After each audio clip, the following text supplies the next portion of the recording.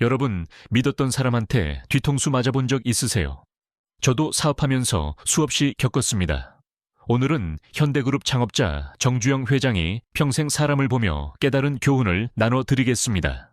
시작하기 전에 실용적인 인간관계 조언이 더 필요하시다면 구독과 알림 설정 눌러주세요. 댓글로 여러분의 경험을 공유해 주시면 다른 시청자분들에게도 큰 도움이 됩니다. 첫 번째 위험 신호는 말과 행동이 일치하지 않는 사람입니다. 여러분도 이런 경험 있으시죠? 처음 만났을 때 정말 좋은 사람 같았어요. 회의 때 보면 목소리도 크고 자신감 넘치게 말합니다. 제가 다 도와드릴게요. 걱정 마세요. 제게 맡기세요. 이렇게 말하는 사람들이요. 그런데 막상 도움이 필요할 때 연락해보면 어떻습니까? 전화는 안 받고 메시지는 읽고도 답장이 없습니다. 약속한 건 하나도 지키지 않아요. 저도 현대그룹 만들면서 이런 사람들을 정말 많이 봤습니다. 프로젝트 회의 때는 열정적으로 발표하고 계획 세우는데 실제 일은 전혀 하지 않는 사람들이요. 이런 사람들 때문에 프로젝트가 망가지고 시간만 낭비하게 됩니다. 다른 팀원들만 고생하고 결과는 엉망이 되는 거죠. 제가 왜 이렇게 확신을 갖고 말씀드리냐면요. 실제로 큰 손해를 본 경험이 있기 때문입니다. 현대건설 초창기 때 일인데요. 한 간부를 새로 채용했습니다. 이 사람은 면접 때 정말 인상적이었어요. 경력도 화려하고 말도 잘했습니다. 투자자들 앞에서 발표할 때도 당당했어요. 6개월 안에 공사 완료하겠습니다. 제가 책임지고 하겠습니다. 이렇게 장담했습니다. 저는 그 말을 믿었어요. 그래서 큰 프로젝트를 맡겼습니다. 그런데 3개월이 지나도 현장에 나타나지 않는 겁니다. 제가 직접 현장 가서 확인해 봤더니 공사는 거의 진행이 안 되고 있었어요. 그 간부한테 전화했더니 온갖 변명만 늘어놓습니다. 자재가 늦게 들어와서요. 인력 구하기가 어려워서요. 날씨가 안 좋아서요. 하지만 제가 다른 현장 책임자들한테 물어보니까 전부 거짓말이었습니다. 그 사람은 그냥 사무실에 앉아서 서류 작업만 하고 있었어요. 현장은 한 번도 안 가본 겁니다. 결국 프로젝트는 6개월이 아니라 1년이 걸렸고 회사는 큰 손해를 봤습니다. 투자자들한테도 신뢰를 잃었어요. 그때 제가 깨달은 게 있습니다. 말을 잘하는 사람이 일을 잘하는 건 아니라는 거죠. 오히려 말이 많은 사람일수록 조심해야 합니다. 진짜 일 잘하는 사람은 말보다 행동이 먼저예요. 약속을 거창하게 하지 않습니다.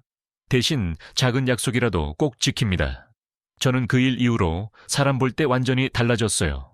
면접에서 아무리 말을 잘해도 바로 믿지 않습니다. 작은 일부터 시켜봅니다. 이 자료 내일까지 보내주세요. 이런 간단한 부탁이요. 그게 제때 오는지 확인합니다. 약속을 지키지 못하면 어떤 변명을 하는지도 봅니다. 여러분도 이렇게 해보세요. 새로운 사람과 일할 때 작은 약속을 3번 정도 시켜보는 겁니다. 그 사람이 그 작은 약속들을 다 지키면 믿어도 됩니다. 하지만 2번 연속 약속을 어기면 절대 중요한 일은 맡기지 마세요. 나중에 큰일 날 때 반드시 문제가 생깁니다. 말과 행동이 다른 사람들의 특징이 하나 더 있습니다. 이들은 약속을 지킬 생각이 애초에 없어요. 그냥 그 순간 좋게 보이려고 말만 하는 겁니다. 상대방이 원하는 말을 해주면 좋아할 거라고 생각하는 거죠. 하지만 진짜 관계는 그렇게 만들어지지 않습니다. 신뢰는 말이 아니라 행동에서 나옵니다. 2번째 위험 신호는 절대 책임지지 않는 사람입니다. 이런 사람들 정말 많습니다. 일이 잘 되면 제일 먼저 나서서 내가 했다고 말해요. 자기 공로라고 주장합니다. 그런데 문제가 생기면 어떻습니까? 갑자기 태도가 바뀝니다. 내 잘못이 아니에요. 그 사람이 안 도와줘서 그래요. 이런 변명만 늘어놓습니다. 팀 프로젝트에서 실패하면 다른 팀원들 탓만 합니다. 저는 이런 사람들을 정말 싫어합니다. 왜냐하면 이런 사람들 때문에 억울하게 비난받는 사람들이 생기거든요. 실제로 일은 열심히 했는데 책임은 다 떠안게 되는 겁니다. 팀 분위기도 나빠지고 관계도 틀어집니다. 이들이 왜 이러는지 아세요? 자기 이미지 보호가 최우선 목표이기 때문입니다. 실수나 실패를 인정하면 자존심이 상한다고 생각해요. 무능한 사람으로 보일까봐 두려운 겁니다. 그래서 어떻게든 남한테 책임을 떠넘기려고 합니다. 하지만 이건 정말 잘못된 생각입니다. 성장보다는 평판 유지에만 관심 있는 사람은 절대 발전하지 못합니다. 제가 1970년대에 현대조선소를 건설할 때 일입니다. 당시 저는 조선업에 대해 잘 몰랐어요. 그래서 경험 있는 사람들을 많이 뽑았습니다. 그중에 한 팀장이 있었는데 이력서를 보니까 외국 회사에서 일한 경력도 있고 실력이 좋아 보였어요. 그 팀장한테 중요한 설계 작업을 맡겼습니다. 몇 달 후에 본격적으로 공사를 시작했는데 문제가 생겼어요. 설계한 대로 만들었더니 부품들이 제대로 맞지 않는 겁니다. 공사가 완전히 멈췄습니다. 저는 급하게 회의를 소집했어요. 회의실에서 제가 물었습니다. 어디서 잘못된 겁니까? 그 팀장이 바로 대답합니다. 자재가 늦게 도착해서 문제가 생긴 겁니다. 그 다음에는 또 날씨 탓을 했어요. 비가 와서 공사가 지연됐다고요. 그러고는 하청업체가 일을 제대로 안 해서 그렇다고 했습니다. 저는 이상하다고 생각했어요. 그래서 직접 현장에 갔습니다. 현장 책임자들하고 하청업체 사람들한테 일일이 물어봤습니다. 알고 보니 자재는 제때 왔고 날씨도 괜찮았어요. 하청업체도 설계대로 정확히 만들었습니다. 문제는 애초에 설계가 잘못된 거였어요. 저는 다시 그 팀장을 불렀습니다. 증거를 다 보여주면서 설계에 문제가 있다고 말했어요. 그런데 그 사람이 뭐라고 했는지 아십니까? 제 설계는 완벽합니다. 제조 과정에서 뭔가 잘못된 게 분명합니다. 이렇게 우기는 겁니다. 증거를 보여줘도 끝까지 자기 잘못이 아니라고 했어요. 저는 그 자리에서 결정했습니다. 다른 엔지니어한테 설계를 다시 맡겼어요. 새로 설계한 대로 만들었더니 문제가 깔끔하게 해결됐습니다.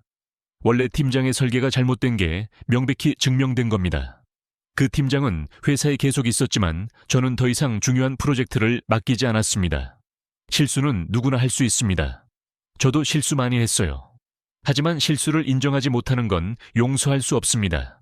왜냐하면 같은 실수를 또 반복하기 때문입니다. 책임 회피하는 사람들의 문제가 뭔지 아십니까? 배울 기회를 스스로 없애버린다는 겁니다. 실수를 인정해야 뭘 잘못했는지 알 수 있어요. 그래야 다음에는 안 그러죠. 하지만 계속 남 탓만 하면 자기가 뭘 고쳐야 하는지 모릅니다. 그러니까 평생 그대로인 거예요. 여러분한테 조언 하나 드리겠습니다. 함께 일하는 사람이 실수했을 때 그 사람 반응을 잘 보세요. 아, 이건 제가 놓쳤네요. 죄송합니다. 이렇게 솔직하게 인정하면 괜찮은 사람입니다. 하지만 그건 말씀 안 해주셨잖아요. 시간이 부족해서 그래요. 이렇게 변명부터 하면 조심해야 합니다. 증거를 보여줬는데도 계속 부인하면 정말 큰 문제입니다. 제 경험상 3번 이상 책임 회피하는 사람은 절대 바뀌지 않습니다. 그런 사람과는 거리를 두는 게 최선입니다. 3번째 위험 신호는 양면적인 태도를 보이는 사람입니다. 당신 앞에서는 정말 훌륭하세요. 최고예요. 이렇게 칭찬하는 사람 있죠. 그런데 나중에 들어보면 뒤에서는 완전히 다른 말을 합니다. 그 사람 별로야. 능력도 없어. 이런 식으로 말하고 다니는 겁니다. 상사 앞에서는 고개 숙이고 굽신거리다가 동료들한테는 상사 험담하는 사람들이요. 저는 이런 사람들을 한 입으로 2말 하는 사람이라고 부릅니다. 이들 때문에 팀 분위기가 완전히 망가집니다. 서로 믿지 못하게 되고 신뢰가 무너지는 거죠. 누가 진심으로 하는 말인지 알 수가 없어요. 이런 사람들의 특징이 뭔지 아십니까? 일관된 가치관이 없다는 겁니다. 상황에 따라 입장을 계속 바꿔요. 이쪽이 유리하면 이쪽 편을 들고 저쪽이 유리하면 저쪽 편을 듭니다. 관계를 진심으로 대하는 게 아니라 계산하는 거예요. 이 사람한테 잘 보이면 내가 뭘 얻을 수 있을까? 이렇게만 생각합니다. 제가 현대그룹 회장으로 있을 때 일입니다. 한 임원이 있었는데 이 사람은 능력도 있고 일도 잘했어요. 저한테 보고할 때는 항상 공손했습니다. 회장님 의견이 정말 옳습니다. 회장님 판단이 최고입니다. 이런 말을 자주 했어요. 저는 그 임원을 믿었습니다. 그래서 중요한 프로젝트도 많이 맡겼어요. 회의 때도 자주 의견을 물어봤습니다. 그 사람은 항상 제 생각에 동의했어요. 단 한 번도 반대 의견을 말한 적이 없었습니다. 그런데 어느 날 다른 임원한테서 이상한 얘기를 들었어요. 그 임원이 다른 사람들한테는 완전히 다른 말을 한다는 겁니다. 회장님 생각이 너무 고리타분하다, 시대에 뒤떨어진다, 이렇게 말하고 다닌다는 거예요. 저는 처음에 믿지 않았습니다. 하지만 여러 사람한테서 같은 얘기를 들었어요. 그 임원이 회식 자리에서 저를 비판한다는 겁니다. 젊은 직원들한테는 회장님 말 다 들을 필요 없다. 우리끼리 알아서 하면 된다. 이런 식으로 말한다고 했습니다. 저는 직접 확인하기로 했습니다. 일부러 그 임원이 없는 회의를 열었어요. 다른 임원들한테 솔직하게 물었습니다. 제 경영 방식에 대해 어떻게 생각하는지요. 그랬더니 몇몇 사람이 조심스럽게 말하더군요. 사실 그 임원이 회장님께 직접 말씀드리지 못하는 불만들이 있다고 했습니다. 저는 그 임원을 따로 불렀습니다. 자네는 앞뒤가 다른 사람이군. 이렇게 직접 말했어요. 그 사람은 깜짝 놀라서 변명하기 시작했습니다. 오해예요. 그런 의도가 아니었어요. 제 말을 잘못 전달한 겁니다. 온갖 핑계를 댔어요. 하지만 저는 이미 여러 사람한테서 확인했습니다. 그 사람이 거짓말하고 있다는 걸 알았어요. 저는 그 자리에서 말했습니다. 자네가 불만이 있으면 나한테 직접 말했어야지. 뒤에서 다른 사람들한테 말하는 건 비겁한 거야. 그 임원은 더 이상 변명하지 못했습니다. 신뢰는 이미 무너진 뒤였어요. 저는 그 사람을 중요한 프로젝트에서 제외시켰습니다.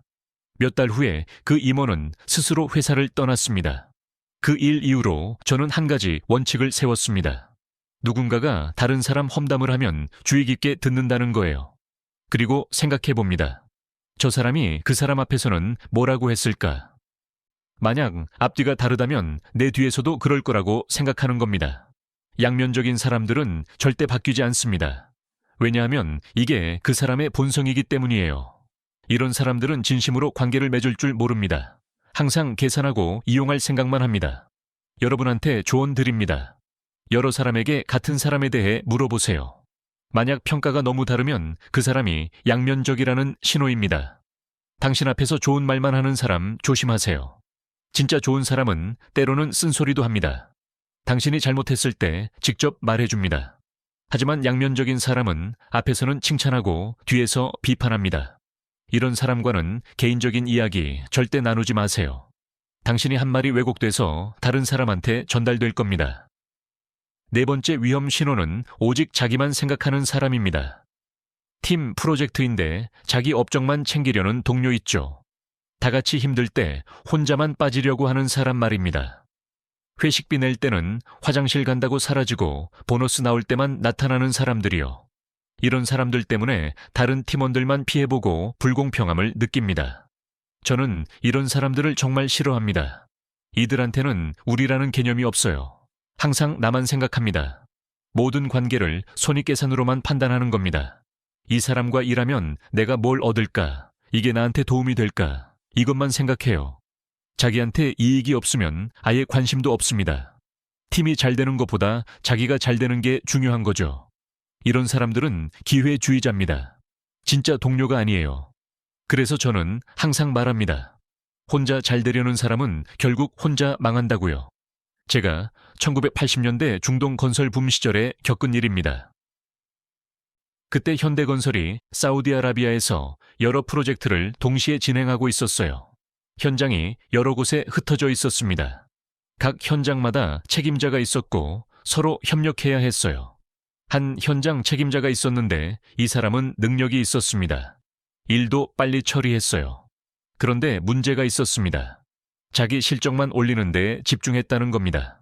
다른 현장은 신경도 안 썼어요. 어느 날 본사에서 보고를 받았습니다. 한 현장에서 자재가 부족해서 공사가 지연된다는 겁니다. 페널티를 물어야 할 상황이었어요. 저는 이상하다고 생각했습니다. 분명히 자재는 충분히 보냈거든요. 제가 직접 사우디로 날아갔습니다. 현장을 돌아보면서 확인했어요. 알고 보니 그 능력 있다는 책임자가 다른 현장 자재를 몰래 가져간 겁니다. 자기 현장 공사를 빨리 끝내려고요. 덕분에 자기는 일찍 끝냈지만 다른 현장은 자재가 없어서 멈췄던 거예요. 저는 그 책임자를 불렀습니다. 자네 현장은 빨리 끝났는데 다른 현장은 왜 지연됐는지 아나? 그 사람이 대답했어요. 저는 제 일만 했을 뿐입니다. 다른 현장은 제 책임이 아닙니다. 저는 말했습니다. 자네 실적은 좋은데 회사는 손해봤네. 자네 현장 하나 일찍 끝낸 게 뭐가 중요한가? 다른 현장이 지연돼서 회사가 페널티 물어야 하는데 말이야. 그 사람은 변명했어요. 제 현장이 가장 중요한 프로젝트라서 먼저 끝내야 한다고 생각했습니다. 회사를 위한 거였습니다. 하지만 저는 알았어요. 이 사람은 회사를 위한 게 아니라 자기 평가를 위한 거였다는 걸요. 저는 그 자리에서 결정했습니다. 그를 본사로 소환했어요.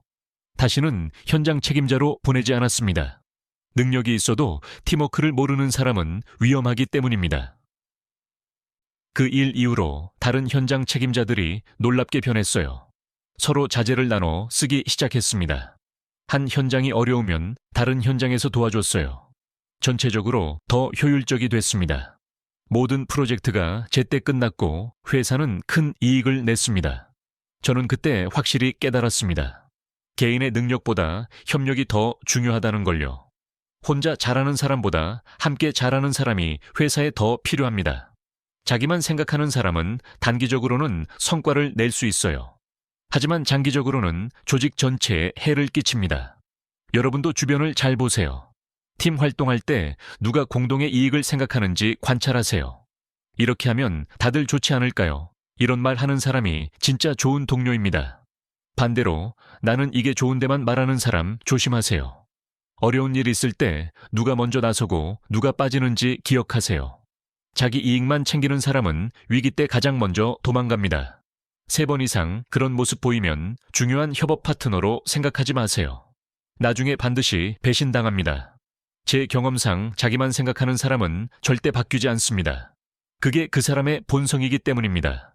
이런 사람과는 거리를 두는 게 최선입니다. 5번째 위험 신호는 디테일에서 성실하지 않은 사람입니다. 약속 시간에 늦는 것을 대수롭지 않게 여기는 사람 있죠. 바빴어, 깜빡했어. 이런 변명이 습관인 사람들 말입니다. 이메일 답장도 안 하고 전화도 안 받아요. 작은 부탁은 그까짓 것 하면서 무시합니다. 이런 사람 때문에 일정이 꼬이고 스트레스만 받게 됩니다. 저는 항상 말합니다. 작은 것에 불성실하면 큰 일도 못 믿는다고요. 그런데 이런 사람들은 착각하고 있어요. 중요한 일만 잘하면 된다고 생각합니다. 하지만 제 경험상 큰 일은 작은 일들의 집합입니다. 작은 것을 못 챙기는 사람이 어떻게 큰 것을 챙기겠습니까? 디테일을 놓치는 사람은 전체를 놓칩니다. 이건 제가 평생 사업하면서 배운 교훈이에요. 작은 약속 하나, 시간 약속 하나가 다 중요합니다. 그게 그 사람의 성실함을 보여주는 거예요. 제가 젊었을 때 겪은 일입니다. 당시 저는 사업을 시작한 지 얼마 안 됐어요. 한 거래처 사장을 만나게 됐는데 이 사람이 꽤 유명한 사업가였습니다. 저보다 먼저 성공한 사람이었어요. 첫 번째 미팅 때 그 사람은 30분 늦게 왔습니다. 저는 기다렸어요. 바쁜 사람이니까 이해할 수 있다고 생각했습니다. 두 번째 만날 때도 또 늦었어요. 이번에는 40분이나 늦었습니다. 제가 조심스럽게 물었습니다. 혹시 시간이 안 맞으시면 다음에 다시 잡을까요? 그 사람이 뭐라고 했는지 아십니까? 아니에요. 괜찮아요. 이런 건 중요하지 않아요. 우리 큰 그림만 보면 돼요. 저는 그 말이 이상했습니다. 약속 시간을 지키는 게 어떻게 중요하지 않을 수 있습니까? 하지만 그 사람이 성공한 사업가니까 제가 배워야 한다고 생각했어요. 그래서 계속 만났습니다. 몇 달 후에 우리는 큰 계약을 논의하게 됐습니다. 계약 금액이 꽤 컸어요. 저한테는 정말 중요한 거래였습니다. 계약서를 검토하는데 이상한 점을 발견했습니다. 중요한 조항이 빠져 있었어요. 납품 기한, 품질 기준, 하자 보수 같은 것들이요. 저는 그 사람한테 지적했습니다. 여기 이 내용들이 없는데요. 그 사람이 대답했어요. 아, 그런 작은 건 나중에 추가하면 되죠. 일단 큰 틀만 맞추고 시작합시다. 그 순간 저는 깨달았습니다. 이 사람은 작은 것을 정말 대수롭지 않게 여기는구나. 저는 그 자리에서 계약을 취소했습니다.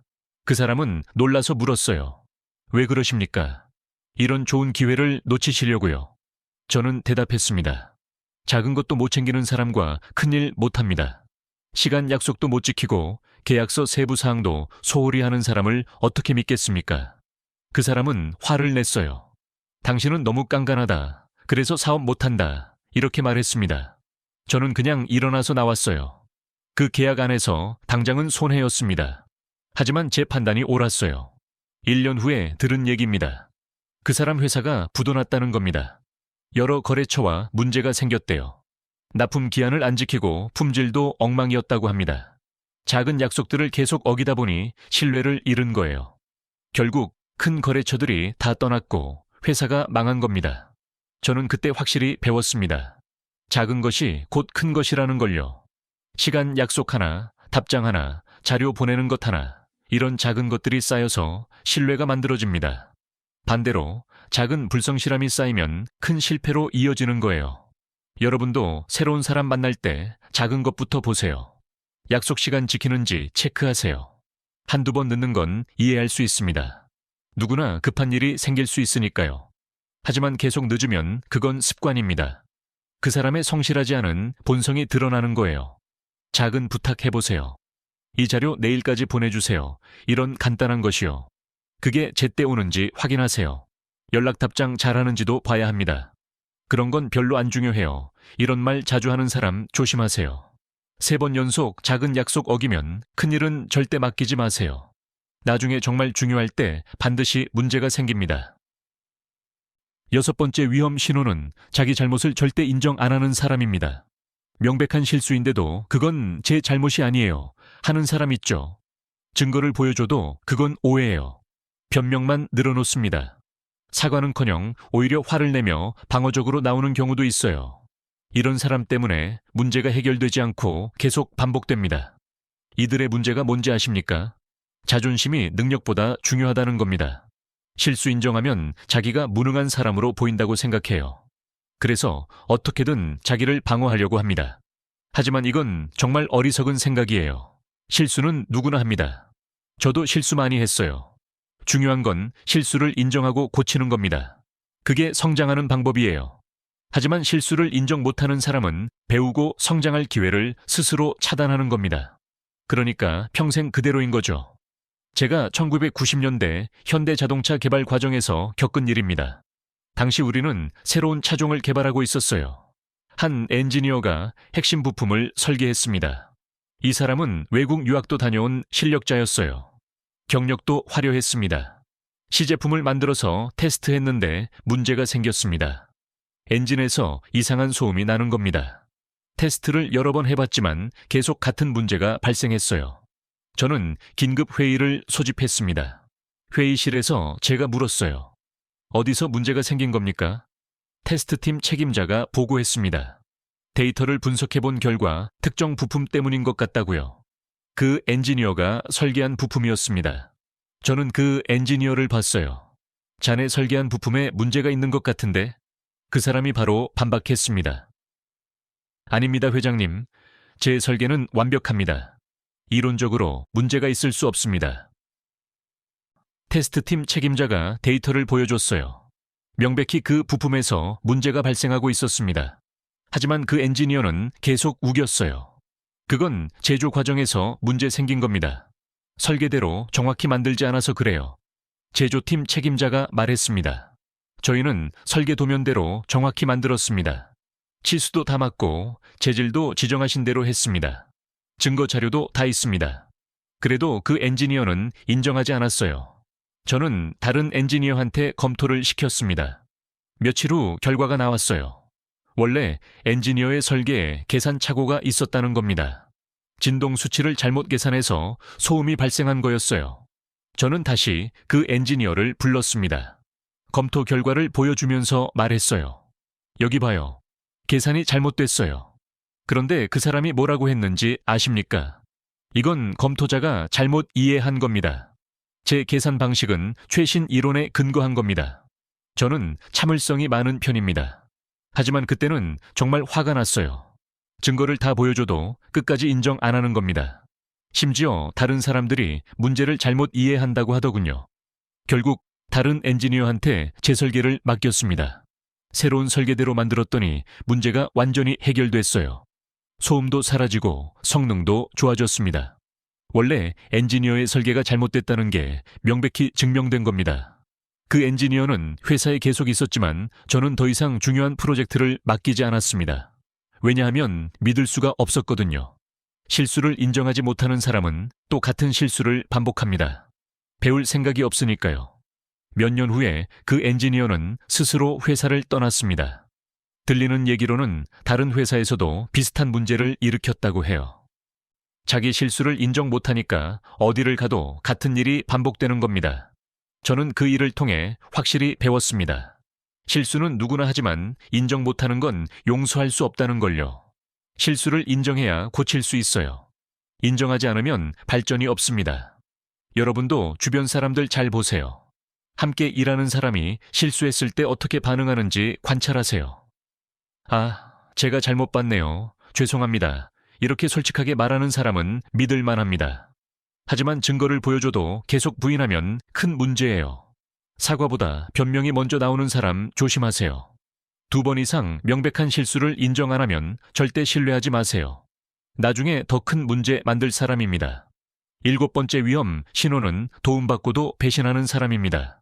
어려울 때 도와줬더니 잘 되고 나서 연락도 안 하는 사람 있죠. 오히려 도와준 사람을 깔보거나 무시하는 경우도 있어요. 내가 잘난 거지, 네 도움 때문이 아니야. 이런 태도를 보입니다. 심지어 은혜 준 사람 뒤에서 나쁜 말 하고 다니는 일도 있어요.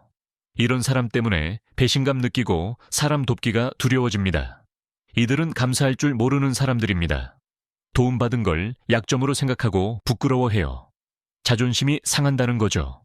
그래서 도와준 사람을 멀리하거나 심지어 공격합니다. 자기가 스스로 성공한 것처럼 보이고 싶은 겁니다. 저는 이런 사람들을 보면 정말 화가 납니다. 은혜를 모르는 사람은 인간이 아니라고 생각해요. 너무 심한 말 같습니까? 하지만 제가 직접 겪은 일을 말씀드리면 이해하실 겁니다. 제가 현대그룹을 키우던 시절 이야기입니다. 어느 날 한 젊은이가 찾아왔어요. 20대 후반쯤 됐던 것 같습니다. 이 사람은 사업 아이디어가 있는데 자금이 없다고 했습니다. 은행에서는 담보가 없다고 대출을 안 해준대요. 저는 그 젊은이의 눈빛을 봤습니다. 간절함이 보였어요. 사업 계획도 나름 괜찮았습니다. 그래서 제가 물었어요. 얼마나 필요한가? 그 사람이 금액을 말했는데 당시로서는 꽤 큰 돈이었습니다. 보통은 담보를 받아야 하는 금액이었어요. 하지만 저는 그냥 빌려주기로 했습니다. 담보 없이요. 주변에서 말렸어요. 회장님, 담보도 없이 그렇게 큰 돈을 빌려주시면 안 됩니다. 하지만 저는 그 젊은이를 믿었습니다. 돈을 빌려주면서 저는 말했어요. 조건 없네. 사업 잘해서 나중에 갚으면 돼. 이자도 천천히 내고. 그 젊은이는 정말 고마워했습니다. 눈물까지 글썽였어요. 평생 잊지 않겠습니다. 은혜 꼭 갚겠습니다. 이렇게 말했습니다. 몇 년이 지났습니다. 그 젊은이의 사업이 잘 됐다는 소식을 들었어요. 저는 기뻤습니다. 제가 도운 보람이 있구나 싶었죠. 하지만 이상하게도 그 사람한테서 연락이 없었어요. 돈도 안 갚고 인사도 없었습니다.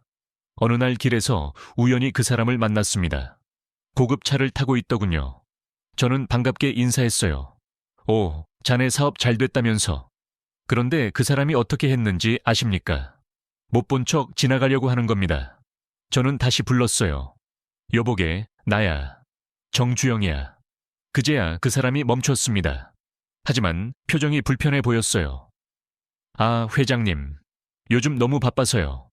이렇게 말하더니 급하게 가버렸습니다. 저는 이상했습니다. 나중에 제 비서한테 알아보라고 했어요. 그 사람이 요즘 어떻게 지내는지요. 며칠 후 비서가 보고했습니다. 그 사람이 사람들한테 이상한 말을 하고 다닌다는 겁니다. 정주영이 나를 이용하려고 돈 빌려준 거다. 나중에 뭔가 요구할 생각이었을 거다. 이런 말을 한다는 거예요. 심지어 저를 험담하고 다녔습니다. 저는 정말 기가 막혔어요. 제가 무슨 대가를 바라고 도와줬습니까? 그냥 젊은이가 불쌍해서 도와준 건데요. 그런데 그 사람은 제 호의를 완전히 왜곡했습니다. 자기가 도움받았다는 사실이 부끄러웠던 거예요. 그래서 오히려 저를 나쁜 사람으로 만들려고 한 겁니다. 제 변호사가 말했습니다. 법적으로 돈 받아낼 수 있습니다. 하지만 저는 그냥 놔뒀어요. 그 사람과 더 이상 엮이고 싶지 않았습니다. 돈은 아까웠지만 교훈을 얻었다고 생각했어요. 저는 그때 깨달았습니다. 누군가를 도와주기 전에 그 사람의 됨됨이를 먼저 봐야 한다는 걸요. 아무리 불쌍해 보여도 인간성이 안 되면 도와줘서는 안 됩니다. 은혜를 모르는 사람은 도와줘봤자 나중에 원수가 됩니다. 그 후로 저는 사람 돕는 방식이 바뀌었어요. 작은 것부터 도와봅니다. 그리고 그 사람이 어떻게 반응하는지 봐요. 고마워할 줄 아는지, 당연하게 여기는지요. 과거에 다른 사람한테 도움받은 적 있는지도 물어봅니다. 여러분도 누군가를 도와주기 전에 관찰하세요. 그 사람이 과거에 도움받았던 사람들을 어떻게 대하는지 보세요. 그 사람 덕분에 지금의 제가 있어요. 이렇게 감사할 줄 아는 사람은 괜찮습니다. 하지만 도움받은 것을 숨기거나 부끄러워하는 사람은 조심하세요. 도와줬는데 당연하게 여기거나 고마워하지 않으면 더 이상 돕지 마세요. 그런 사람은 나중에 반드시 배신합니다. 은혜를 모르는 사람과는 어떤 관계도 맺지 마세요. 8번째 위험 신호는 어려울 때 사라지는 사람입니다. 일이 잘 될 때는 옆에 붙어 있다가 문제 생기면 연락 두절되는 사람 있죠. 저는 바빠서요. 제가 도울 수 있는 게 없어요. 이런 핑계만 댑니다. 회사가 어려울 때 제일 먼저 사표 내는 동료들이요. 친구가 힘들 때 요즘 너무 바빠하면서 피하는 사람들 말입니다. 이런 사람들은 기회주의자일 뿐입니다. 진짜 동료가 아니에요. 이익이 있을 때만 관계를 유지하는 겁니다. 충성심이나 의리 같은 건 그들 사전에 없어요. 좋을 때만 웃고 어려울 때는 도망갑니다. 저는 항상 말합니다. 어려울 때 남는 사람이 진짜 사람이라고요. 좋을 때 옆에 있는 건 누구나 할 수 있어요. 하지만 힘들 때 함께하는 건 아무나 못합니다. 진짜 관계는 위기에서 드러납니다. 제가 1997년 IMF 외환위기 때 겪은 일입니다. 여러분도 아시죠? 그때 한국 경제 전체가 무너졌어요. 대기업들이 줄줄이 부도났습니다. 은행도 망하고 실업자가 넘쳐났어요. 현대그룹도 엄청난 위기를 맞았습니다. 당시 저는 회장이었는데 정말 힘들었어요. 하루하루가 전쟁 같았습니다. 자금 확보하느라 밤을 새웠어요. 어떻게든 회사를 살려야 했습니다. 그때 제 주변에 있던 임원들이 있었습니다. 그동안 회사가 잘 나갈 때 옆에서 좋은 대우 받던 사람들이요. 고위직의 높은 연봉 받으면서 일했던 사람들입니다. 저는 그들을 믿었어요. 함께 위기를 넘길 거라고 생각했습니다. 하지만 위기가 오자 상황이 달라졌어요. 한 달 만에 임원 절반이 사표를 냈습니다. 더 좋은 기회가 있어서요. 가족 때문에 어쩔 수 없어요. 건강이 안 좋아서요. 온갖 이유를 댔습니다. 저는 그들을 불렀어요. 지금이 가장 힘든 시기인데 왜 떠나려고 하나? 한 임원이 대답했습니다. 회장님, 이해해 주세요. 저도 먹고 살아야 합니다. 회사가 언제 회복될지 모르는데 여기서 기다릴 수 없어요. 다른 임원도 말했어요. 회장님도 아시잖아요. 지금 현대그룹 미래가 불확실합니다. 제 커리어를 위해서라도 다른 선택을 해야 해요. 저는 그 말을 듣고 실망했습니다. 좋을 때만 함께했던 사람들이구나 싶었어요. 하지만 몇몇 임원들은 달랐습니다. 그들은 오히려 제 사무실로 찾아왔어요. 회장님, 지금이야말로 회장님을 도울 때입니다. 저희가 함께하겠습니다. 이렇게 말하는 겁니다. 저는 물었어요. 지금 회사 상황 알잖나? 월급도 제대로 못 줄 수 있네. 보너스는 당연히 없고. 그런데도 남겠나? 그들이 대답했습니다. 돈 문제가 아닙니다. 회장님이 저희를 여기까지 키워주셨잖아요. 지금 떠나면 인간이 아니죠. 한 임원은 이렇게까지 말했어요. 월급 반 토막, 나도 괜찮습니다. 회사가 살아남는 게 중요하죠. 저는 그 말을 듣고 눈물이 날 뻔했습니다. 이게 진짜 동료구나 싶었어요. 그날부터 우리는 함께 싸웠습니다. 밤을 새워가며 회사 살리는 방법을 논의했어요. 거래처 찾아다니고 투자자 설득했습니다. 정말 힘들었지만 포기하지 않았어요. 몇 년이 걸렸지만 결국 위기를 넘겼습니다. 회사는 다시 일어섰어요. 저는 끝까지 남았던 사람들을 절대 잊지 않았습니다. 그들을 평생 신뢰하고 중용했어요. 중요한 자리에 앉혔고 보상도 제대로 해줬습니다. 반대로 떠났던 사람들은 어떻게 됐을까요? 몇 년 후에 그들이 다시 돌아오고 싶어 했습니다. 현대그룹이 회복되는 걸 보고 후회한 거예요. 제게 연락해서 다시 일하고 싶다고 했습니다. 하지만 저는 단호하게 거절했어요. 한 번 떠난 사람은 다시 안 받습니다. 어려울 때 도망간 사람을 어떻게 믿겠습니까? 좋을 때만 돌아오려는 건 또 기회주의자인 거죠. 제가 그때 확실히 배웠습니다. 사람의 진가는 위기 때 드러난다는 걸요. 좋을 때 옆에 있는 사람은 많습니다. 하지만 어려울 때 남는 사람은 극소수예요. 그 극소수가 진짜 소중한 사람들입니다. 여러분도 작은 어려움이 생겼을 때 주변을 관찰하세요. 무슨 도움이 필요해? 이렇게 먼저 물어보는 사람 기억하세요. 반대로 나도 요즘 힘들어서 하며 피하는 사람 체크하세요. 좋을 때만 연락하고 어려울 때 연락 안 되는 사람은 정리하세요. 진짜 어려운 일 닥쳤을 때 한 번이라도 도망간 사람은 다시 믿지 마세요. 그 사람은 또 도망갈 겁니다. 9번째 위험, 신호는 남의 성공을 못 견디는 사람입니다. 당신이 잘 되면 축하 대신 시샘하는 사람 있죠. 운이 좋았네. 별거 아닌데 뭘 이렇게 폄하하는 말을 합니다. 승진했다고 말하면 갑자기 차갑게 대하는 동료들이요. SNS에 좋은 소식 올리면 좋아요 안 누르고 못 본 척하는 사람들 말입니다. 이런 사람들 때문에 기쁜 일도 나누기 힘들어집니다. 좋은 일 생겨도 말하기가 조심스러워요. 관계가 불편해지고 어색해집니다. 왜 이런 사람들이 있는 걸까요? 이들은 자신이 부족하다고 느낄 때 남을 끌어내립니다. 같이 성장하는 게 아니라 남의 발목을 잡으려고 해요. 협력보다는 경쟁, 응원보다는 방해가 목표입니다. 자기가 올라가는 것보다 남이 내려오는 걸 더 바라는 거죠. 질투하는 사람은 자기도 발전 못합니다. 왜냐하면 에너지를 잘못된 곳에 쓰기 때문이에요. 자기 일에 집중해야 하는데 남 깎아내리느라 시간을 낭비하는 겁니다. 제가 현대자동차를 만들 때 일입니다. 1970년대였는데 당시 한국에는 자동차 산업이 거의 없었어요.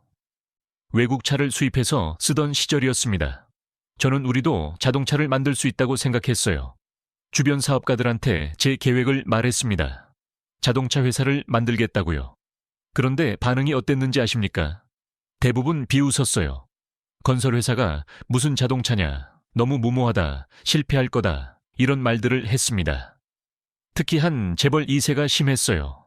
이 사람은 부모한테 물려받은 회사를 운영하고 있었습니다. 제가 자동차 회사 만든다고 하니까 노골적으로 조롱했어요. 정주영이 자동차를 뭘 알아? 그냥 건물이나 계속 지으면 되지. 저는 그 말을 듣고 기분이 나빴지만 그냥 넘어갔습니다. 사람마다 생각이 다를 수 있으니까요. 하지만 그 사람은 거기서 멈추지 않았어요. 제가 투자자들을 만나러 다닐 때마다 방해를 했습니다. 투자자들한테 미리 연락해서 말하는 겁니다. 정주영은 자동차 모른다. 그 프로젝트는 실패할 거다. 투자하면 손해본다. 이런 식으로요. 심지어 정부 관계자들한테도 저를 깎아내리는 말을 했습니다. 제 비서가 보고했어요. 회장님, 그 사람이 회장님 프로젝트를 방해하고 있습니다. 저는 물었습니다. 왜 그러는 걸까? 비서가 대답했어요. 질투하는 것 같습니다. 회장님이 새로운 분야에서 성공할까봐 두려운 거죠. 저는 이해가 안 됐어요. 제가 자동차 만든다고 그 사람한테 무슨 피해가 있습니까? 그 사람은 완전히 다른 업종이었어요. 경쟁 관계도 아니었습니다. 하지만 그냥 제가 잘 되는 게 싫었던 겁니다. 저는 묵묵히 제 길을 갔습니다. 방해를 받아도 포기하지 않았어요. 기술자들을 모으고 공장을 지었습니다. 외국 회사와 협력해서 기술을 배웠어요. 몇 년간 정말 열심히 했습니다. 드디어 포니가 나왔습니다. 한국 최초의 고유 모델이었어요. 시장 반응이 좋았습니다. 사람들이 줄 서서 차를 샀어요. 현대자동차는 대성공을 거뒀습니다. 그런데 그 재벌 2세는 어떻게 됐을까요? 자기 사업은 제대로 신경 쓰지 않았어요. 저를 방해하고 험담하느라 시간을 다 보냈습니다. 그 사이 시장이 변했고 그 사람 회사는 뒤처졌어요. 몇 년 후 그 회사는 경영난에 빠졌습니다. 결국 다른 회사에 인수됐어요. 제 비서가 그 소식을 전했을 때 저는 안타까웠습니다. 그 사람이 저를 질투하는 대신 자기 일에 집중했다면 그렇게 안 됐을 텐데요. 주변 사람들이 말했습니다. 회장님, 그 사람이 자업자득이죠. 하지만 저는 그렇게 생각하지 않았어요. 누구나 실패할 수 있으니까요. 다만 안타까운 건 그 사람이 질투심 때문에 스스로를 망쳤다는 겁니다. 저는 그 일을 통해 배웠습니다. 질투하는 사람은 남을 끌어내리느라 자기 발전은 못한다는 걸요. 그 에너지를 자기 일에 쓰면 훨씬 더 잘 될 텐데 말이에요. 여러분도 좋은 소식 있을 때 주변 사람들 반응 관찰하세요. 축하해, 어떻게 한 거야. 이렇게 진심으로 기뻐하는 사람이 진짜 좋은 사람입니다. 뭐 별거야, 운 좋았네. 이렇게 폄하하는 사람은 질투하는 겁니다. 당신 성공을 시샘하는 사람과는 좋은 소식 공유하지 마세요. 2번 이상 질투심 보이면 개인적인 관계 유지하지 마세요. 그런 사람은 당신 발목만 잡을 겁니다. 10번째 위험, 신호는 선을 넘는 사람입니다. 처음 만났는데 너무 사적인 질문하는 사람 있죠. 월급 얼마 받아요? 결혼은 왜 안 해요? 집은 어디 사세요? 이런 질문들 말입니다. 거절했는데도 계속 부탁하고 요구하는 경우도 있어요. 업무 시간 외에도 계속 연락해서 사생활을 침해하는 상사들이요. 이런 사람들 때문에 정말 불편합니다. 스트레스 받고 피하고 싶어져요. 아니라고 말했는데도 계속 물어보고 요구합니다. 경계를 전혀 존중하지 않는 거죠. 이들은 타인의 불편함을 신경 쓰지 않습니다. 자기 필요가 남의 경계보다 중요하다고 생각해요. 거절을 거절로 받아들이지 못합니다. 아니오라고 말해도 계속 시도하면 된다고 믿는 거죠. 저는 항상 말합니다. 선 지킬 줄 모르는 사람은 존중할 줄도 모른다고요. 경계를 무시하는 사람은 결국 관계 자체를 망칩니다. 아무리 좋은 관계도 선을 넘으면 깨지기 마련이에요. 제가 회장으로 있을 때 한 신입 직원 이야기입니다. 이 사람은 능력이 있었어요. 일도 열심히 했습니다. 하지만 한 가지 문제가 있었어요. 경계를 전혀 몰랐다는 겁니다. 처음에는 작은 것부터 시작됐습니다. 제가 회의를 마치고 나오는데 그 직원이 다가왔어요. 회장님, 질문 하나만 해도 될까요? 저는 괜찮다고 했습니다. 업무 질문인 줄 알았거든요. 그런데 그 직원이 물었어요. 회장님은 월급을 얼마나 받으세요? 저는 당황했습니다. 왜 그걸 물어보나? 그 직원이 말했어요. 궁금해서요. 저도 나중에 회장님처럼 되고 싶거든요. 저는 웃으면서 넘어갔습니다. 젊은 친구니까 모를 수도 있다고 생각했어요. 하지만 그게 끝이 아니었습니다. 며칠 후 또 다가왔어요. 이번에는 회장님 자녀분들은 뭐 하세요? 라고 물었습니다. 저는 조금 불편했지만 대충 대답해줬어요. 하지만 속으로 생각했습니다. 이 친구가 선을 잘 모르는구나. 그래도 아직 젊으니까 배울 거라고 생각했어요. 그런데 상황이 점점 심해졌습니다. 주말에 제 집으로 전화를 했어요. 급한 업무 때문인가 싶어서 받았더니 개인적인 조언을 구하는 겁니다. 주식 투자를 어떻게 하면 좋을까요? 이런 질문이었어요. 저는 말했습니다. 그런 건 평일 업무 시간에 물어보게. 지금은 주말이네. 그 직원이 대답했어요. 아, 죄송합니다. 근데 회장님이시니까 괜찮으실 줄 알았어요. 제 비서한테 말했습니다. 그 직원한테 경계를 좀 알려주게. 주말에 개인 연락하면 안 된다고요. 비서가 전달했다고 했습니다. 하지만 얼마 후 또 연락이 왔어요. 이번에는 제 개인 이메일로 메시지를 보냈습니다. 어떻게 제 개인 이메일을 알았는지 모르겠어요. 내용을 보니 자기 친구 회사 투자를 부탁하는 거였습니다. 회장님이 투자해 주시면 제 친구가 정말 기뻐할 것 같아요. 이런 내용이었어요. 저는 그때 확실히 선을 그어야겠다고 생각했습니다. 그 직원을 불렀어요. 자네, 경계라는 게 있네. 상사한테 사적인 질문하는 것도 예의가 아니고 주말에 개인 연락하는 것도 안 되네. 개인 이메일로 투자 부탁하는 건 더더욱 안 되고. 그 직원이 변명했습니다. 회장님과 친해지고 싶어서 그랬어요. 나쁜 의도는 없었습니다. 저는 말했습니다. 의도가 좋다고 해서 경계를 무시해도 되는 건 아니네. 친해지는 것도 단계가 있고 선이 있는 거야. 하지만 그 직원은 이해하지 못했어요. 며칠 후 또 선을 넘는 일이 있었습니다. 회의 중에 제 개인적인 건강 문제를 다른 직원들 앞에서 물어본 겁니다. 회장님, 요즘 많이 피곤해 보이시는데 병원은 다니세요? 저는 참았던 화가 났습니다. 회의 후에 그 직원을 따로 불렀어요. 자네는 계속 선을 넘고 있네. 여러 번 말했는데도 고치지 않는 건 존중이 없다는 거야.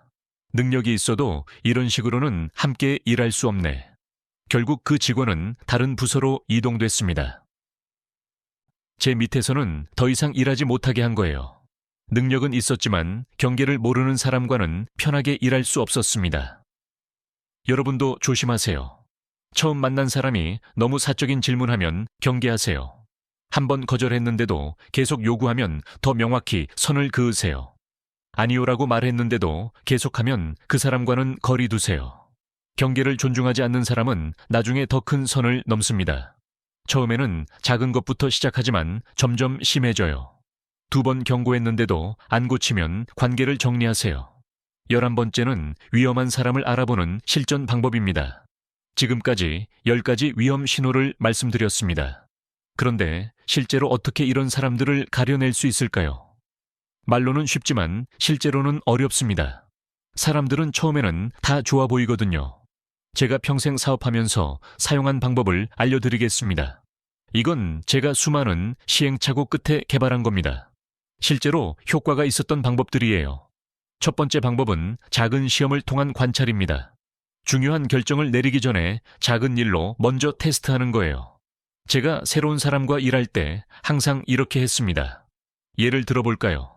새로운 직원을 채용했다고 칩시다. 저는 바로 중요한 프로젝트를 맡기지 않았어요. 대신 작은 일부터 시켰습니다. 이 자료 내일까지 정리해 주세요. 이런 간단한 부탁이요. 그리고 관찰합니다. 제때 하는지, 품질은 어떤지, 어려움이 있을 때 어떻게 반응하는지요. 완벽하게 못하더라도 괜찮아요. 중요한 건 태도입니다. 최선을 다하는지, 실수하면 솔직하게 말하는지 보는 겁니다. 한 달 정도 작은 일들을 시켜보면 그 사람의 본성이 드러납니다. 말과 행동이 일치하는지, 책임감이 있는지, 성실한지 다 알 수 있어요. 이 테스트를 통과하면 그때 중요한 일을 맡기는 겁니다. 제가 현대건설 초창기에 한 기술자를 뽑았을 때 일입니다. 이력서를 보니까 경력도 좋고 학벌도 훌륭했어요. 면접 때도 인상적이었습니다. 하지만 저는 바로 믿지 않았어요. 대신 간단한 설계 작업을 맡겼습니다. 급하지 않은 프로젝트였어요. 2주 정도 시간을 줬습니다. 그 기술자는 일주일 만에 완성해서 가져왔어요. 품질도 훌륭했습니다. 저는 일부러 몇 가지를 수정해달라고 했습니다. 그 사람이 어떻게 반응하는지 보려고요. 그 기술자는 불평하지 않고 바로 수정했습니다. 제 의견을 경청하고 더 나은 방법도 제안했어요. 그 다음에는 조금 더 어려운 일을 맡겼습니다. 이번에는 다른 팀원들과 협력해야 하는 일이었어요. 그 기술자가 팀워크는 어떤지 보려고 한 겁니다. 결과는 훌륭했습니다. 다른 팀원들도 그 사람과 일하기 좋다고 했어요. 석 달 정도 이런 식으로 관찰했습니다. 그제야 저는 확신했어요. 이 사람은 믿을 만하다고요. 그때부터 중요한 프로젝트를 맡기기 시작했습니다. 그 기술자는 나중에 현대건설의 핵심 인재가 됐어요. 두 번째 방법은 위기 상황에서의 태도 관찰입니다. 사람의 본성은 어려울 때 드러나거든요. 저는 일부러 작은 위기 상황을 만들어 봤습니다. 프로젝트 중간에 예산을 줄여야 한다고 말해봅니다. 갑자기 일정을 당겨야 한다고 통보해봐요. 그러면 사람들의 진짜 모습이 나옵니다. 누가 포기하고 누가 방법을 찾는지 보이거든요. 한 번은 현장 책임자들을 모아놓고 말했습니다. 이번 달 예산이 30% 삭감됐네. 어떻게 할 건가? 어떤 책임자는 바로 불가능하다고 했어요. 이건 너무 무리한 요구입니다. 이렇게 말하더군요. 하지만 다른 책임자는 달랐습니다. 일단 방법을 찾아보겠습니다. 자재를 좀 더 효율적으로 쓸 수 있을 것 같습니다. 이렇게 대답했어요. 그 태도의 차이가 중요합니다. 실제로는 예산 삭감이 없었어요.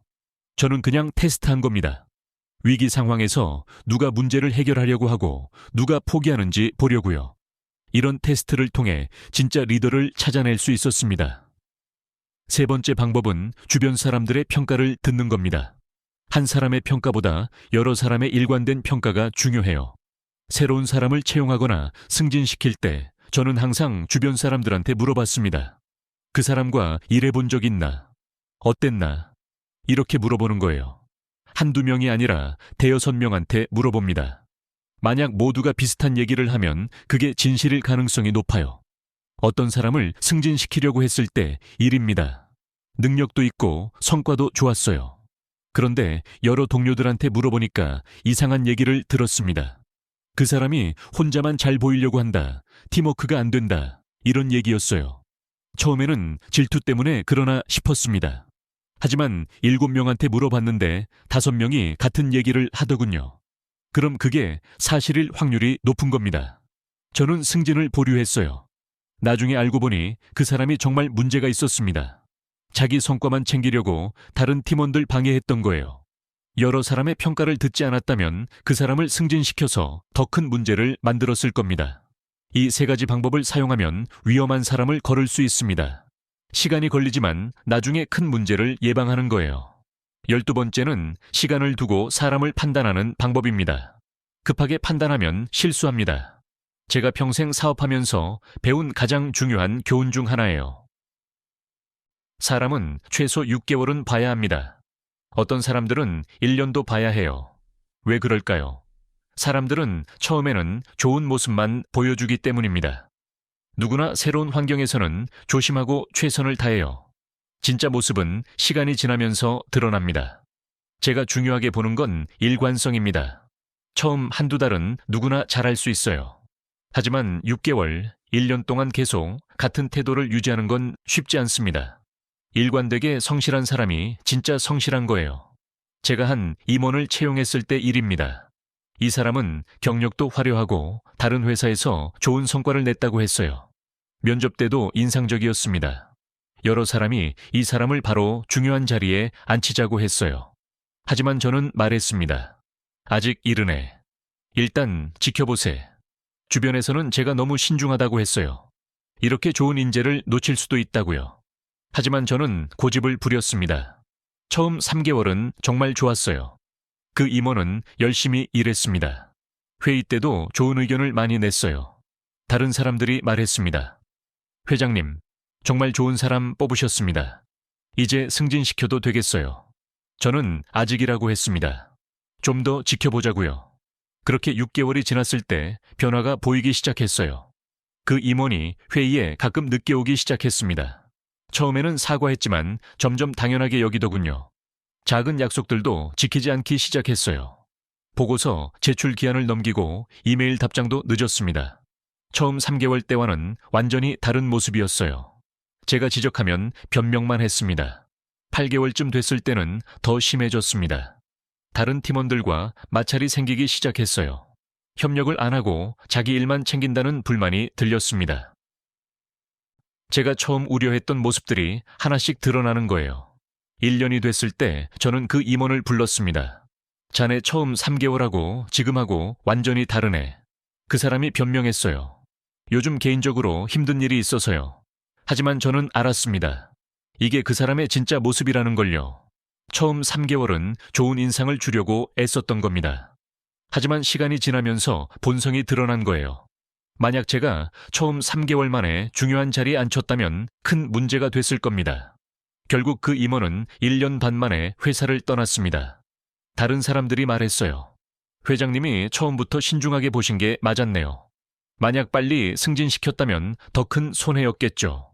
저는 그 일을 통해 다시 한번 확신했습니다. 사람은 시간을 두고 봐야 한다는 걸요. 특히 중요한 결정을 내릴 때는 더욱 그렇습니다.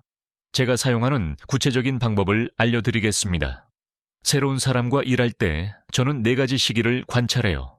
첫 달, 3개월, 6개월, 1년입니다. 첫 달에는 기본적인 태도를 봅니다. 시간 약속 지키는지, 업무 처리는 어떤지요. 이건 누구나 잘할 수 있는 시기입니다. 그래서 이때 좋다고 해서 바로 믿으면 안 됩니다. 3개월이 되면 조금씩 진짜 모습이 나옵니다. 긴장이 풀리면서 습관들이 드러나거든요. 이때부터 주의 깊게 관찰해야 해요. 처음과 같은지 달라지는 게 있는지 체크합니다. 6개월은 정말 중요한 시기입니다. 이때쯤 되면 본성이 거의 다 드러나요. 더 이상 숨길 수 없는 거죠.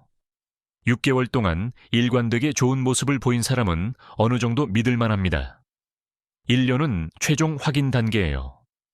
1년 동안 일관된 태도를 유지한 사람은 진짜입니다. 그때 비로소 중요한 일을 맡기고 신뢰할 수 있어요. 이 과정이 답답하게 느껴질 수 있습니다. 좋은 사람을 놓칠 수도 있다고 걱정될 수도 있어요. 하지만 제 경험상 이게 가장 안전한 방법입니다. 진짜 좋은 사람은 기다려줍니다. 오히려 시간을 두고 신뢰를 쌓는 과정을 이해해요.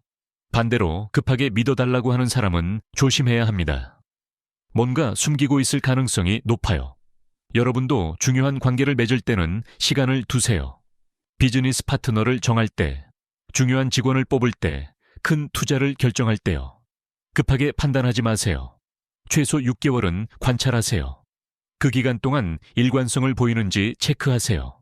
처음과 나중이 같은 사람이 믿을 만한 사람입니다. 13번째는 이미 위험한 사람과 엮였을 때 대처법입니다. 여러분 중에는 이미 위험한 사람과 일하고 있는 분들도 있을 겁니다.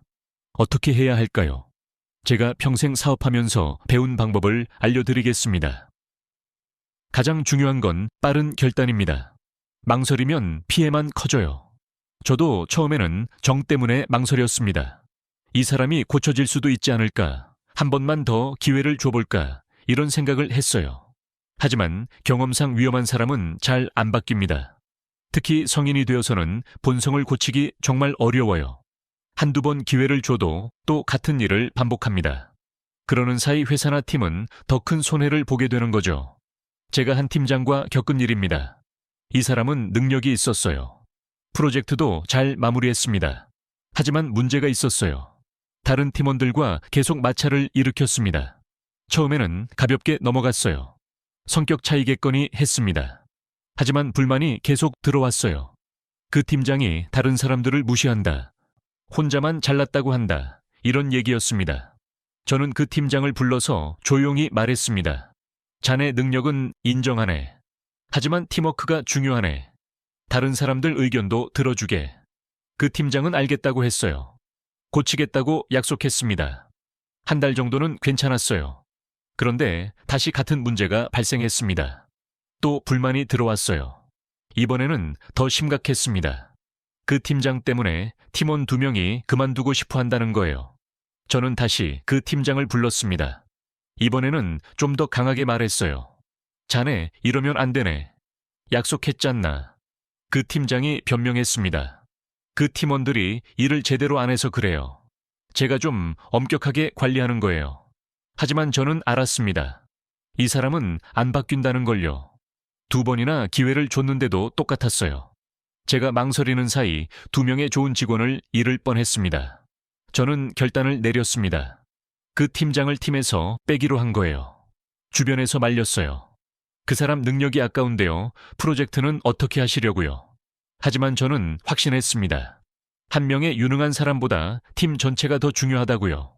그 팀장을 다른 부서로 보냈습니다. 혼자 일하는 자리였어요. 팀을 관리할 필요가 없는 포지션이었습니다. 그 사람은 불만이었지만 어쩔 수 없었어요. 놀라운 일이 일어났습니다. 그 팀장이 빠진 후 팀 분위기가 완전히 바뀌었어요. 팀원들이 활기를 되찾았습니다. 오히려 프로젝트 진행이 더 빨라졌어요. 그 팀장이 있을 때보다 훨씬 효율적이었습니다. 저는 그때 배웠습니다. 아까운 마음에 붙들고 있으면 더 큰 손해를 본다는 걸요. 빠른 결단이 필요합니다.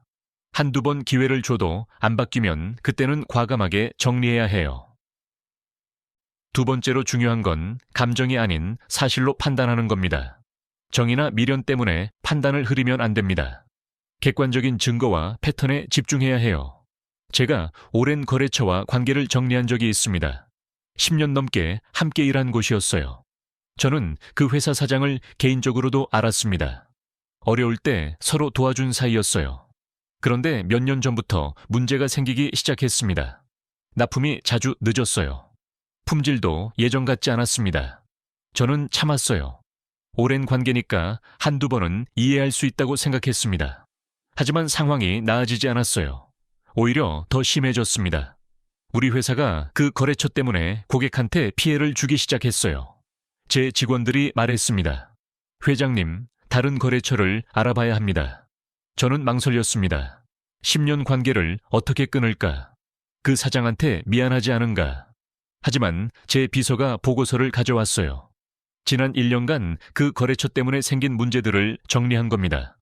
데이터를 보니 충격이었습니다. 납품 지연이 20번 넘게 발생했어요.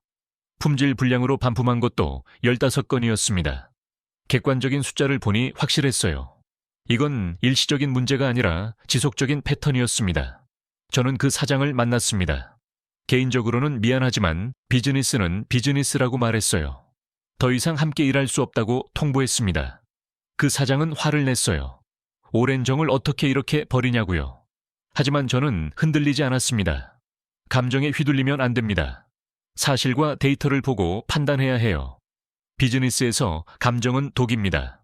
정 때문에 잘못된 관계를 유지하면 회사 전체가 위험해집니다. 여러분도 이미 위험한 사람과 엮였다면 객관적으로 보세요. 감정은 잠시 제쳐두고 사실만 보는 겁니다. 몇 번이나 문제를 일으켰나요? 패턴이 있나요? 개선될 가능성이 있나요? 냉정하게 판단하세요. 그리고 결정했다면 확실하게 실행하세요. 애매하게 관계를 유지하는 게 가장 위험합니다. 14번째는 명확한 성읍기와 교훈 3기입니다. 관계를 정리할 때는 확실하게 해야 합니다. 애매하게 남겨두면 또 문제가 생겨요. 저는 이걸 뼈아프게 배웠습니다. 제가 한 협력사와 관계를 정리한 적이 있습니다. 계속 약속을 어기고 품질도 엉망이었어요. 저는 그 회사 대표한테 말했습니다. 더 이상 함께 일할 수 없네. 계약을 종료하겠네. 그런데 제가 실수를 했어요. 완전히 끊지 않고 조금 애매하게 남겨뒀습니다. 급한 일이 있으면 가끔 연락할 수도 있다. 이런 식으로요. 정을 완전히 끊기가 어려웠던 겁니다. 몇 달 후 정말 급한 일이 생겼습니다. 다른 협력사가 갑자기 일을 못하게 됐어요. 저는 급한 마음에 그 회사한테 연락했습니다. 이번만 도와달라고요. 그 대표가 그랬어요. 회장님이 저희를 다시 찾으셨네요. 역시 저희가 필요하시죠. 저는 그냥 급해서 부탁한 건데 그 사람은 오해했습니다. 관계가 회복된 줄 알았던 거예요. 일을 맡겼는데 또 문제가 생겼습니다. 납품이 늦고 품질도 예전처럼 엉망이었어요. 제가 항의했더니 그 대표가 말했습니다. 회장님이 급하다고 하셔서 서둘렀더니 이렇게 됐어요. 저희 잘못이 아닙니다. 저는 그때 깨달았습니다. 애매하게 관계를 남겨둔 게 실수였다는 걸요. 확실하게 끊었어야 했어요. 그래서 다시 그 대표를 불렀습니다. 이번에는 명확하게 말했어요. 저번에 제가 애매하게 말해서 미안하네. 하지만 이제 확실히 하겠네. 우리는 더 이상 어떤 경우에도 함께 일하지 않을 거야. 급한 일이 생겨도 연락하지 않겠네. 자네도 우리한테 연락하지 말게. 그 대표가 섭섭해했지만 저는 흔들리지 않았습니다. 한번 믿음이 깨지면 끝입니다. 애매한 관계는 나중에 더 큰 문제를 만들어요. 확실하게 선을 그어야 합니다.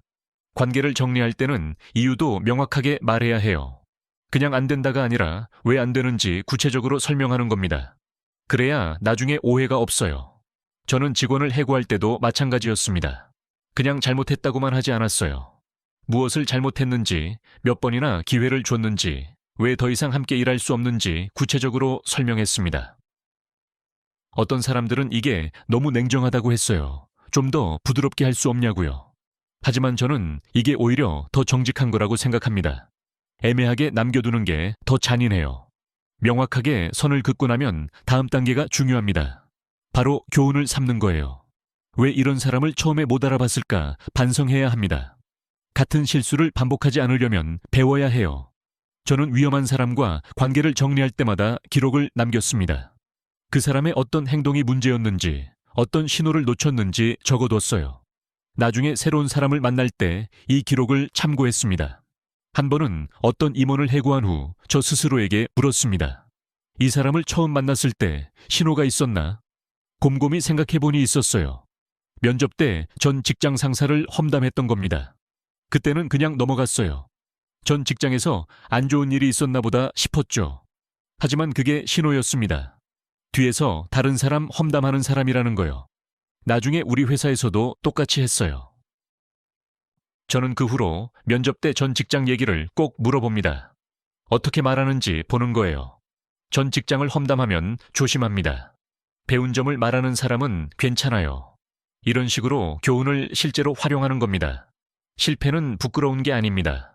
누구나 잘못된 사람을 선택할 수 있어요. 중요한 건 그 경험에서 배우는 겁니다. 같은 실수를 반복하지 않는 거죠. 저는 수첩의 위험한 사람들의 특징을 정리해두었습니다. 제가 직접 겪은 사례들이에요. 새로운 사람을 만날 때마다 이 수첩을 봅니다. 비슷한 신호가 보이면 조심하는 거죠. 여러분도 이렇게 해보세요. 위험한 사람과 관계를 정리하면 그냥 끝내지 마세요. 무엇을 배웠는지 생각해보세요. 어떤 신호를 놓쳤나요? 다음에는 어떻게 더 잘 판단할 수 있을까요? 기록을 남기는 것도 좋습니다. 구체적으로 적어두세요. 나중에 비슷한 상황이 오면 참고할 수 있어요. 실패를 성공의 밑거름으로 만드는 겁니다. 한 가지 더 중요한 게 있습니다. 자신을 너무 탓하지 마세요. 사람을 잘못 봤다고 해서 당신이 무능한 건 아닙니다. 저도 수없이 실수했어요. 현대그룹 만들면서 얼마나 많은 사람을 잘못 봤는지 모릅니다. 하지만 그때마다 배웠어요. 사람 보는 눈이 점점 나아졌습니다. 실수할 때마다 더 현명해지는 거예요. 여러분도 그렇게 될 겁니다. 위험한 사람과 엮였다면 확실하게 정리하세요. 그리고 교훈을 삼으세요. 다음에는 더 나은 판단을 할 수 있을 겁니다. 15번째는 신뢰할 수 있는 사람의 특징과 정리입니다. 지금까지 위험한 사람들에 대해 많이 말씀드렸습니다. 이제는 반대로 신뢰할 수 있는 사람의 특징을 알려드리겠어요. 이런 사람들을 찾아서 곁에 두세요. 인생이 훨씬 수월해집니다. 첫 번째 특징은 말이 적고 행동이 많다는 겁니다. 진짜 믿을 만한 사람은 약속을 신중하게 합니다. 함부로 큰 소리 치지 않아요. 하지만 한번 약속하면 반드시 지킵니다. 제가 현대그룹 키우면서 만난 사람들 중에 그런 사람이 있었습니다. 말수가 적었어요. 회의 때도 조용히 듣기만 했습니다. 다른 사람들은 그 사람을 무능하다고 생각했어요. 하지만 저는 달랐습니다. 그 사람한테 일을 맡겨봤더니 완벽하게 해냈어요. 말은 안 했지만 행동으로 보여준 겁니다. 그 후로 중요한 일은 항상 그 사람한테 맡겼습니다. 한 번도 실망시킨 적이 없었어요. 두 번째 특징은 작은 것부터 책임진다는 겁니다. 사소한 일도 성실하게 처리해요. 디테일을 놓치지 않습니다. 이런 사람이 큰 일도 잘합니다. 제가 한 신입 사원을 봤을 때입니다. 이 사람은 복사하는 일도 정성껏 했어요. 서류를 깔끔하게 정리하고 구석이 접히지 않게 조심했습니다. 다른 사람들은 그냥 복사인데 뭘 그렇게까지 하냐고 했어요. 하지만 저는 그 태도를 높이 샀습니다. 작은 일에도 최선을 다하는 사람이거든요. 몇 년 후 그 사람은 중요한 프로젝트를 맡았습니다. 역시나 완벽하게 해냈어요. 작은 것을 소홀히 하지 않는 사람은 큰 것도 잘합니다. 세 번째 특징은 어려울 때 함께한다는 겁니다. 이익이 없어도 곁에 있는 사람이에요. 이런 사람이 진짜 동료입니다. 저는 IMF 때 이런 사람들을 여러 봤어요. 회사가 어려워졌을 때 남았던 사람들이 있습니다. 월급도 제대로 못 받으면서 함께 싸워줬어요. 그 사람들 덕분에 현대그룹이 살아남았습니다. 저는 그들을 평생 잊지 않았어요. 네 번째 특징은 솔직하게 실수를 인정한다는 겁니다. 변명보다 개선을 우선시해요. 잘못했을 때 바로 인정하고 고칩니다. 이런 사람은 계속 성장합니다. 한 임원이 중요한 프로젝트에서 실수를 했습니다. 제가 회의를 소집했을 때 그 임원이 말했어요. 회장님, 제가 판단을 잘못했습니다. 죄송합니다. 이렇게 고치겠습니다. 구체적인 개선 방안도 가져왔어요. 저는 그 솔직함에 감동했습니다. 실수는 누구나 하지만 인정하는 건 아무나 못해요. 그 임원은 나중에 더 큰 자리에 올랐습니다. 실수를 인정할 줄 아는 사람은 믿을 수 있거든요. 이제 지금까지 배운 내용을 정리해 드리겠습니다. 말과 행동이 다른 사람을 조심하세요. 작은 약속을 시켜보면 알 수 있습니다. 책임을 회피하는 사람도 위험합니다. 실수했을 때 반응을 보세요. 뒤에서 다른 말하는 양면적인 사람과는 거리를 두세요. 자기 이익만 챙기는 사람은 결국 혼자 망합니다. 작은 것에 불성실한 사람은 큰 일도 못 믿습니다. 자기 잘못을 인정 안 하는 사람은 성장하지 못해요. 은혜를 원수로 갚는 사람은 가장 위험합니다. 어려울 때 도망가는 사람은 기회주의자입니다. 질투심 많은 사람은 발목만 잡아요. 경계를 무시하는 사람은 존중할 줄 모릅니다. 이런 사람들을 알아보려면 시간을 두고 관찰하세요. 작은 시험을 해보고 위기 때 반응을 보세요. 주변 사람들의 평가도 들어보세요. 최소 6개월은 지켜봐야 합니다. 이미 위험한 사람과 엮였다면 빠르게 결단하세요. 감정이 아닌 사실로 판단하세요. 명확하게 선을 긋고 교훈을 삼으세요.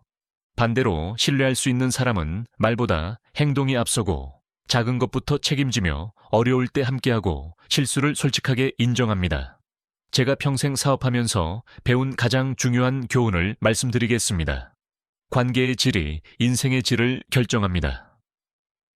좋은 사람 1명이 나쁜 사람 10명보다 낫습니다. 여러분 주변을 다시 한번 살펴보세요. 위험한 신호를 보이는 사람이 있나요? 있다면 지금 당장 거리를 두세요. 반대로 신뢰할 수 있는 사람이 있나요? 그 사람을 소중히 하세요. 사람을 제대로 알아보는 눈만 있다면 인생의 절반은 성공한 겁니다. 능력보다 인간성이 중요합니다. 재능보다 성실함이 더 가치 있어요. 화려한 말보다 작은 행동이 진실을 보여줍니다. 저는 현대그룹을 만들면서 수없이 사람을 잘못 봤습니다. 그때마다 손해를 받고 상처도 받았어요. 하지만 포기하지 않았습니다. 계속 배우고 개선했어요. 여러분도 실수할 겁니다. 위험한 사람을 못 알아볼 수도 있어요. 괜찮습니다. 그때마다 배우세요. 점점 나아질 겁니다. 사람 보는 눈은 경험으로 만들어지는 거예요.